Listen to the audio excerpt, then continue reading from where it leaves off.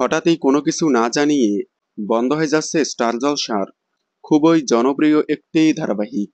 Star জলসায় আসছে বেশ কয়েকটি নতুন ধারাবাহিক, যার কারণেই বন্ধ করে দেওয়া হচ্ছে লো টিআরপিওয়ালা ধারাবাহিকগুলো, যেগুলো টিআরপি চার্টে অনেকটাই পিছিয়ে। সম্প্রতি ঘোষণা হয়েছে রানী ভবানী ধারাবাহিকের টাইম স্লট আগামী 7ই জুলাই থেকে রাত 8:30টায় দেখা যাবে। গৃহপ্রবেশকে রিপ্লেস করে শুরু হচ্ছে রানী ভবানী। তবে গৃহপ্রবেশ কোন স্লটে যাবে তা এখনো বলা যাচ্ছে না। রানী ভবানীর টাইম স্লট ঘোষণা করার সাথে সাথেই জলসা আরও একটি নতুন ধারাবাহিকের টিজার অন-এয়ার করল।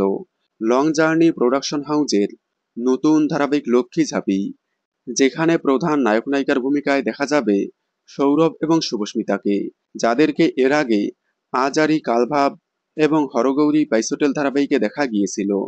তবে যাই হোক, রানী ভবানী ধারাবাহিকের আগমনেই বন্ধ হয়ে যাচ্ছে স্টার জলসার অন্যতম জনপ্রিয় ধারাবাহিক রোশনাই। হঠাৎই চ্যানেল সিদ্ধান্ত নিল রোশনাই বন্ধ করে দেওয়া হবে। গতকাল হঠাৎ সিদ্ধান্ত নেওয়া হয়েছে রোশনাই বন্ধ করে দেওয়া হবে। এতদিন ধরে তেঁতুল পাতা বন্ধ হওয়ার কথা উঠলেও এখন চ্যানেল সবার আগে রোশনাই বন্ধ করছে, তারপর হয়তো বন্ধ হবে তেঁতুল পাতা। রোশনাই হঠাৎই বন্ধ হয়ে যাওয়ায় আপনারা কতটা মিস করবেন কমেন্টে জানাবেন।